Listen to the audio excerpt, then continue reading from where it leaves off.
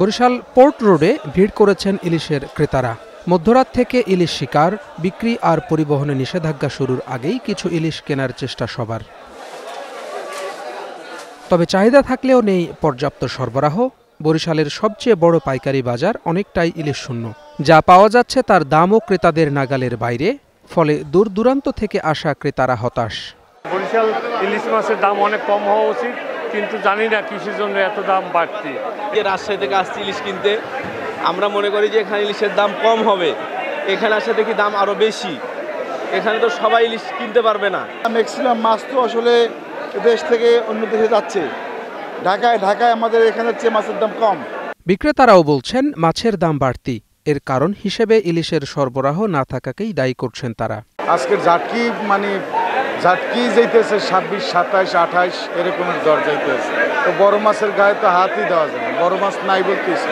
আমাদের মাছের লাভ হোক আর লস হোক, আমাদের সরকার নির্দিষ্ট একটা টাইম ঘোষণা করার পর ওই টাইমের ভিতরে আমরা মাছ বিক্রি করে দেবো। আমাদের দোকানে কোনো মাছ রাখবো না। গত বছর আমের মাছ কিনছি 350, 400 টাকা কেজি, আর এবছর আমের 4 কেজি 5 কেজি আমের 600 টাকা কেজি কিনাই লাগে।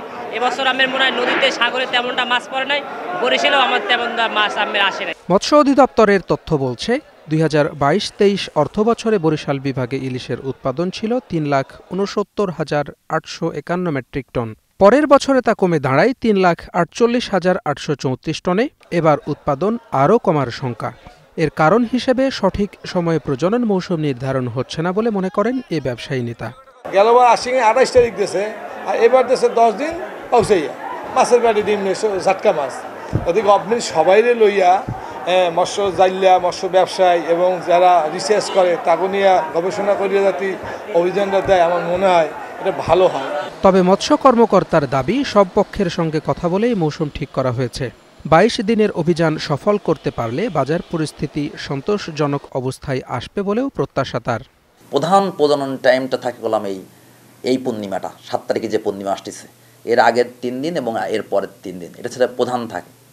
এরপরে আমরা আরও আরেকটা আবশ্যকও আমরা এর মধ্যে করছি, সংযোগ স্থাপন করেছি। এতে করে আমার মনে হয় যে টাইমটা ঠিকই আছে। ইলিশের প্রধান প্রজনন মৌসুমে মা ইলিশ রক্ষা করতে মাছ ধরায় 22 দিনের নিষেধাজ্ঞা শুরু হচ্ছে রাত 12টা থেকে। নিষেধাজ্ঞা কার্যকর করতে সব ধরনের প্রস্তুতি নিচ্ছে প্রশাসন। Desk report, star news.